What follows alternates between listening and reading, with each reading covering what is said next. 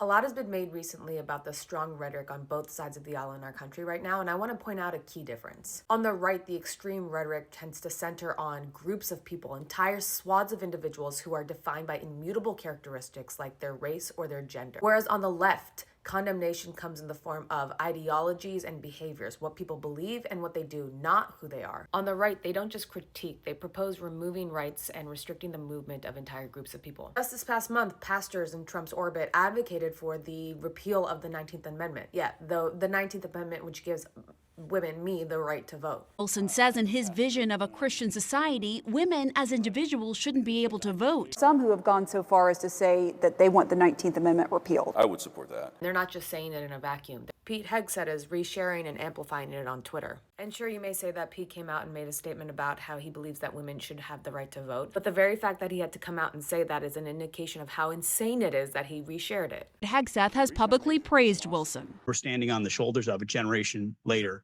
The Doug Wilsons and the others. You see the same pattern when they try to make claims that an entire race is behaving in a certain way, a way that would require us to be more heavily policing them and restricting their movement. Prowling blacks go around for fun to go target white people. That's a fact. Or what about the Supreme Court's recent ruling that ICE doesn't need any reasonable suspicion to stop people in LA to determine their legality, which practically and fundamentally restricts the movement of Latino or brown-looking people in that city. And here's the key difference.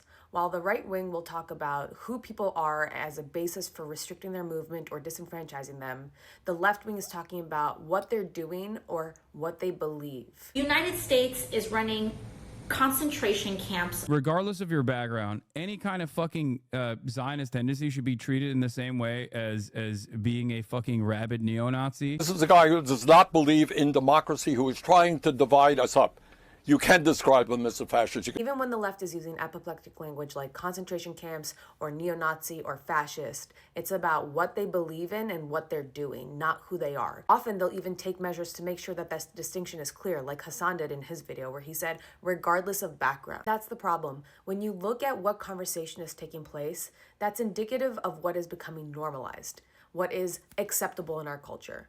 And what the right is trying to normalize is the disenfranchisement and the restriction of people who are other. While what the left is focused on is the dismantling of institutions. So while there's a real desire to rush to make what happened to Charlie Kirk about the language on the left, keep in mind that the language on the left is not about individual groups of people. It's about institutions and ideologies, like gun control.